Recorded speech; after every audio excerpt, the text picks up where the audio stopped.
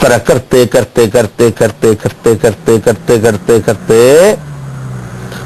8 اگست 1986 آ گیا, 1986 آ گیا.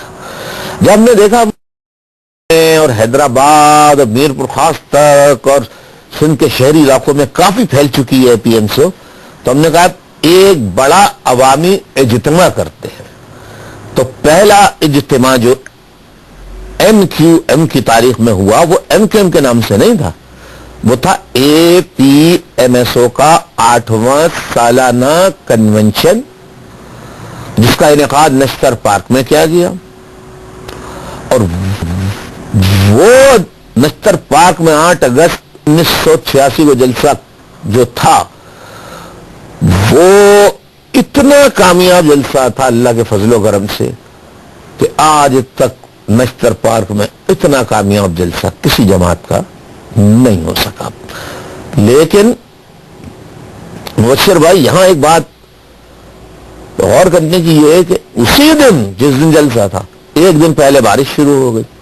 اب رات کو میں میرے ساتھی نشتر پارک پہنچے, بالٹیاں پتیلے بھر بھر کے وہ میدان صاف کر رہے ہیں کہ کل جلسہ ہے, اور دعا کی اللہ سے کہ اللہ کل بارش نہ ہوئی کی. جو دوسرے دن خیر صبح مطلع صاف ہو گیا. نشتر پارک میں ہم لوگ پہنچ گئے, وہ مرکزی کمیٹی کے اراکین کی تقاریر شروع ہو گئی, آہستہ آہستہ گھٹا آنے لگی. جب میرا نمبر آیا تو گھٹا اور زیادہ چھانے لگی, پورا گھٹا چھا گئی چاروں طرف. جیسے ہی میں نے اعوذ باللہ من الشیطان الرجیم بسم اللہ الرحمن الرحیم شروع کیا وہ بوندیں پڑنے لگی. پھر تو ایسی دھویں دار بارش ہوئی کہ اب کیا کریں. خیر میں بولتا رہا, میں نے کہا کہ عوام سے کہ ہمت سے کام کریں, بارش ابھی تھوڑی دیر میں بند ہو جائے گی. خیر وہ پلاسٹک کے کور مائک وغیرہ پہ لپیٹ کے میں تقریر کرتا رہا. جیسے جیسے میری تقریر آگے بڑھتی رہی بارش اتنی زیادہ تیز ہوتی رہی یہاں تک کہ نشتر پارک بھر گیا اور لوگ اس میں باقاعدہ آدھے آدھے ڈوبنے لگے. لیکن صاحب یہ بھی اللہ کا بڑا کرم, اس کا احسان, ایک آدمی اٹھ کے نہیں بھاگا جلسے سے. وہ جلسہ جو تھا اس نے پاکستان کی اسٹیبلشمنٹ کو ہلا کے رکھ دیا کہ یہ کون سے نوجوان ہیں, یہ اتنا بڑا جلسہ کر لیا انہوں نے, بڑی بڑی پارٹیز نہیں کر پاتی, اور دھویں دار بارش کوئی اٹھ کے نہیں گیا, یہ مخلوق کیسی ہے. بس اس کے بعد دوسرا بڑا جلسہ یہ طے ہوا مرکزی کمیٹی کا کہ 31 اکتوبر 1986 کو پکا قلعہ حیدرآباد میں ہوگا. اس دن جناب جو ہے ایجنسیوں نے اسٹیبلشمنٹ نے اپنا منصوبہ بنا لیا. پروگرام آ گیا تھا اخبار میں کہ آشا واٹر پمپ سے آشا منزل تک تمام کاریں وغیرہ وہ لگ جائیں گی اور قائد تحریک جلوس کو لیڈ کریں گے. ہوا یہ کہ میرے ذہن میں کچھ قدرتی طور پہ اللہ تعالیٰ نے ایک بات ڈالی کہ آپ رات ہی کو حیدرآباد نکل لیں, کیونکہ اس سے پہلے جو واقعات ہوئے تھے اس نے مجبور کیا اور اللہ نے ذہن میں ڈالی کہ ڈی سی اشفاق میمن ہوا کرتا تھا اس زمانے میں ڈی سی ایسٹ کا, اس نے فون کر کے بلایا کہ 8-10 آدمی آپ بھیج دیں, یا ہمارے پاس سوراب گوٹ سے پٹھانوں کا گروپ بھی آ رہا ہے. میں نے کہا کائی کے لیے؟ کہنے لگے ان کو کچھ خدشات ہیں اور وہ میٹنگ کرنا چاہتے ہیں. میرے دل میں کوئی شک ہی نہیں تھا, میں نے بھیج دیا.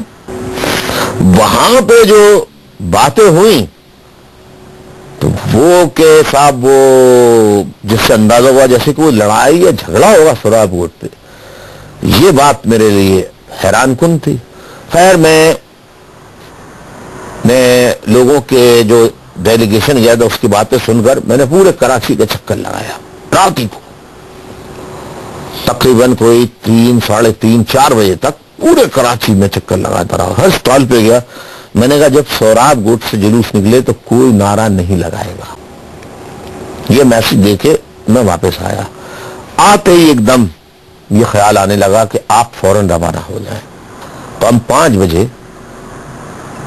اپنے مرکزی کمیٹی کے کچھ لوگوں کو ساتھ لے کے حیدرآباد نکل گئے، اور حیدرآباد میں ہوٹل تھا سارڈینا ہوٹل، اس میں ہم نے ٹیلی فون پے کر کے، اپنا نام نہیں لیا ہم نے مطلب کر کے ساتھیوں سے بات کر کے حیدرآباد کے کہ کچھ لوگ آ رہے ہیں سارڈینا ہوٹل میں، فوراً بکنگ کرو، صبح پہنچیں گے وہ 6-7 بجے۔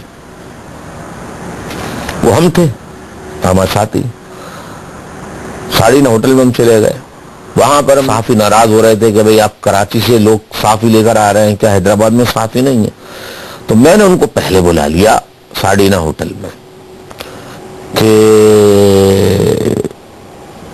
وہ کچھ پوائنٹ چاہتے تھے پہلے سے، تو میں نے کہا بھائی میں لکھ کے تقریر تو کرتا نہیں ہوں، لیکن جو چیزیں میں مطلب مرکزی کمیٹی میں ڈسکس ہوئی ہیں وہ آپ لکھ لیجئے۔